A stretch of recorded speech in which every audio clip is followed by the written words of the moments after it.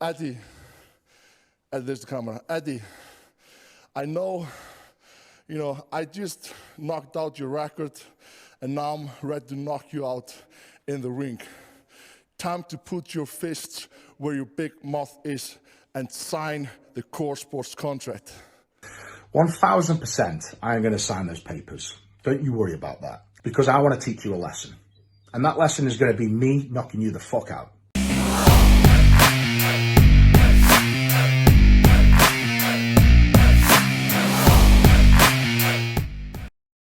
All right, what's going on, you guys? Nick here with Nick Strength and Power, and what an exciting weekend it has been so far.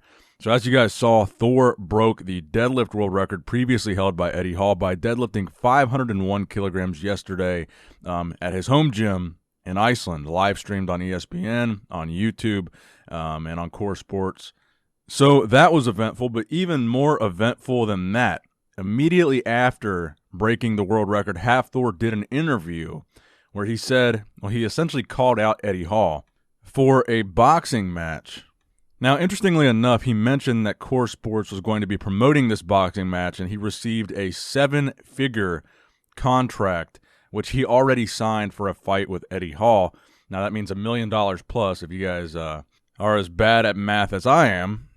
And then shortly after that, Eddie Hall responded with his own video on his IGTV, which I actually thought was a very good response, a very respectful and a very measured and planned out, thought out response from Eddie Hall. So he goes on to start his video by congratulating Thor for completing the deadlift. And then he goes on to say he never actually thought that nobody would break the record in his lifetime, and he thought that someone would break it eventually, but that he still stands by what he said as far as the deadlift being completed in a competition for it to be legitimate. And shortly after he did that IGTV video, or maybe it was before, he actually changed his Instagram bio, which included world record deadlift holder, and added the word official world record deadlift holder. So he still has that on his Instagram bio, that he is the official world record deadlift holder still. Now, he also went on to say in his response video on Instagram that the reason why he would be signing those papers has nothing to do with the deadlift, but in fact has everything to do with Hafthor saying that Eddie cheated at the 2017 World's Strongest Man. He said that's just something he can't let go. Thor's never apologized for it, and he wants to make Thor answer for it.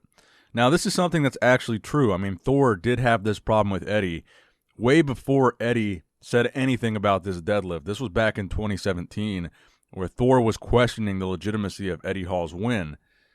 And I believe what Eddie is saying here, because 3 months ago was the first time I made a video talking about the potential of this boxing match, because it was something that was already in the works, already something being talked about 3 months ago, before this deadlift attempt was even talked about, or even something that was going to happen. So there's always been bad blood between Hafthor and Eddie, coming from both sides. I know there's a lot of Hafthor fans that are watching these videos, but the fact of the matter is, there's been bad blood from both sides for years now, and it's real. And some people were saying, I saw some people say that this 501 deadlift controversy was only something to add fuel to the fire, to build hype and build promotion for the boxing match.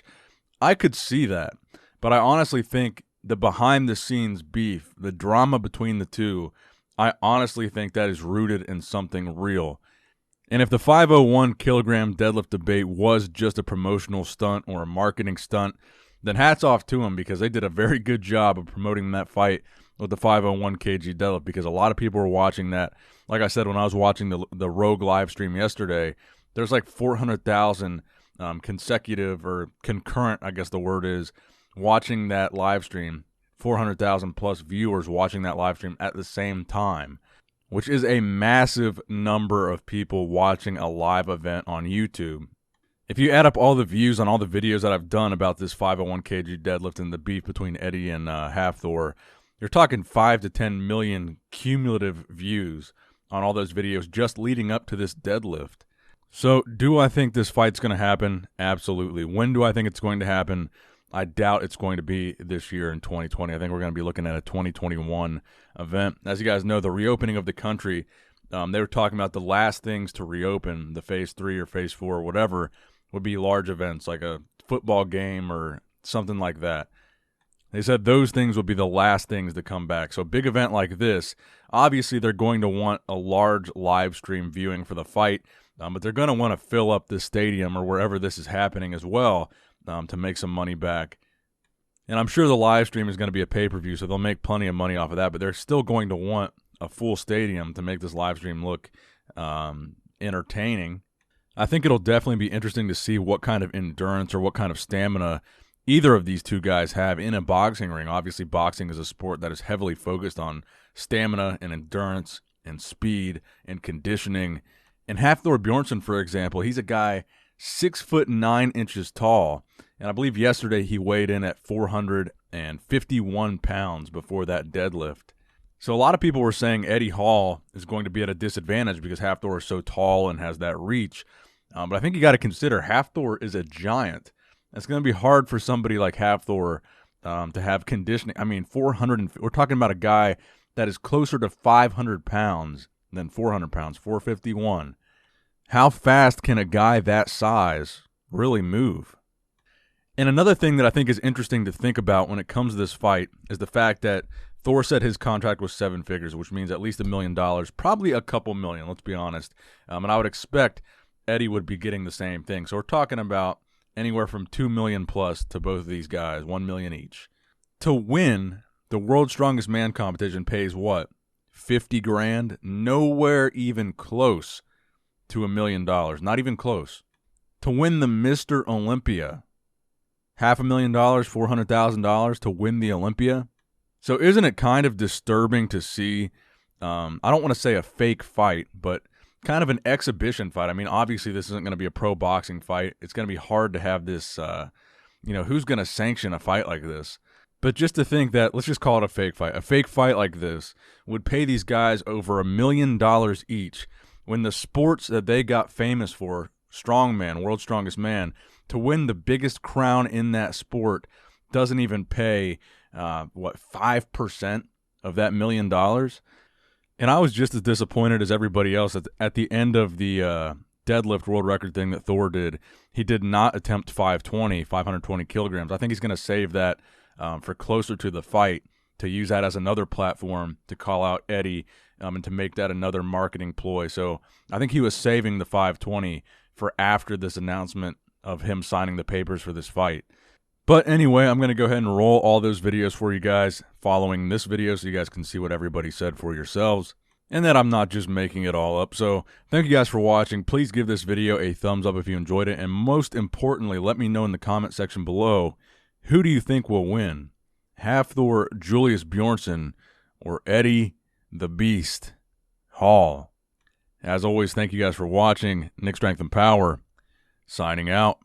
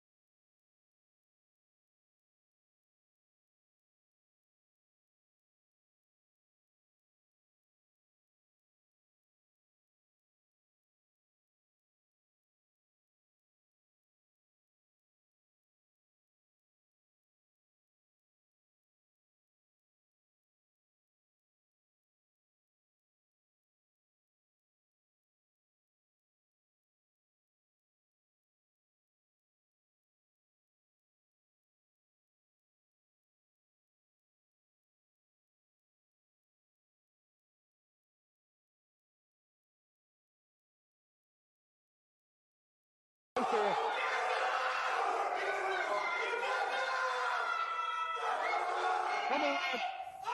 Let's go.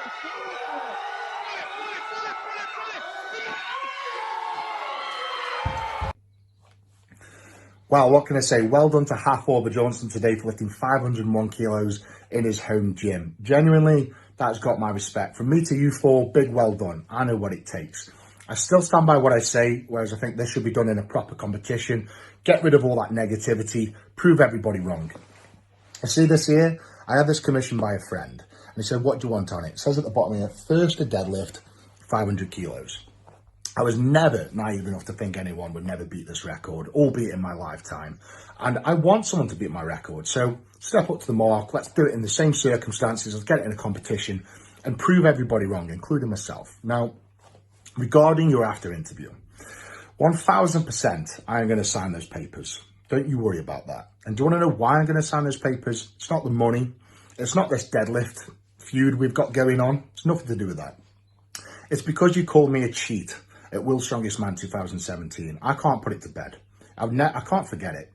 People may forget it, but you've never sort of apologized. You never said it was right. You think that you were stronger than me, World's Strongest Man 2017, regardless if the trophy's there or not. That's in your head. You think you should have won that year.